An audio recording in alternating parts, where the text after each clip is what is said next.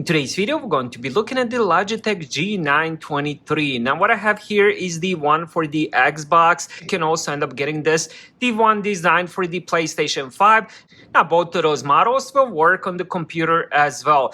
Now, the only difference between those versions will be the buttons on the steering wheel. We do have a little installation thing. Put that on the side. We have the power adapter. And then here we have the steering wheel. Of course, I'm going to show you that up close in a little bit. And then here, oh, the pedals are pretty heavy. We have the pedals.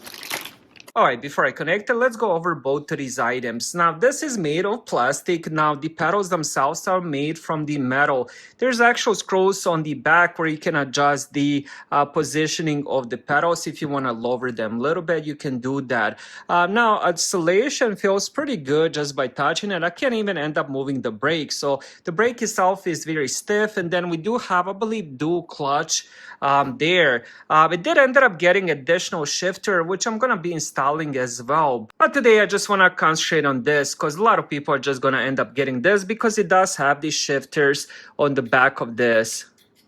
They do feel pretty good. So what I'm going to do next is end up connecting this to my Xbox. Now, unfortunately, I still didn't have my bracket, but I really want to end up using this item. So I'm just going to connect it to the table while I'm waiting for the bracket. And then I'm going to continue the video once I get the bracket and end up playing it that way.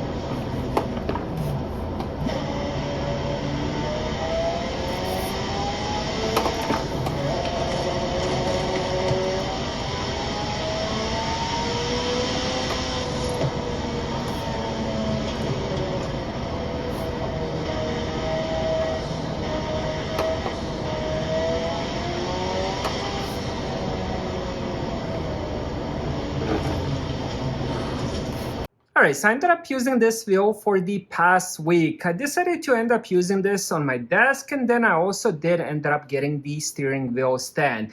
Now, when it comes to the installation, at least on the desk, it is very simple. So all you have to do is, there's clamps here, and then there's this little knob that you can turn clockwise or the counterclockwise to end up moving this part up. So once you slide this between the table, all you have to do is just tighten it. Once it's tightened, you gotta push it down and just kind of do a little turn so it's out of the way and kind of flush with the rest of the steering wheel.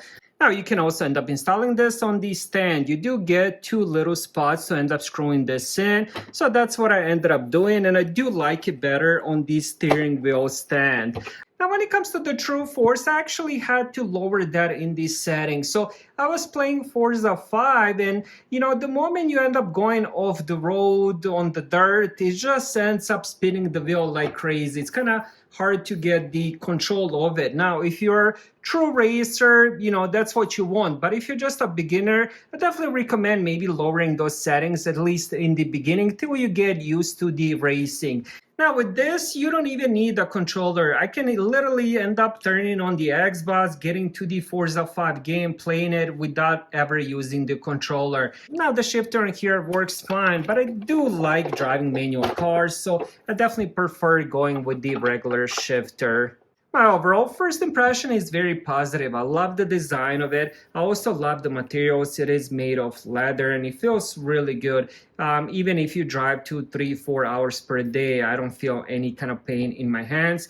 And I do like the overall easiness of installation and just the overall use. It is a very good steering wheel and I would definitely recommend that. Thank you guys for watching. Have a great day.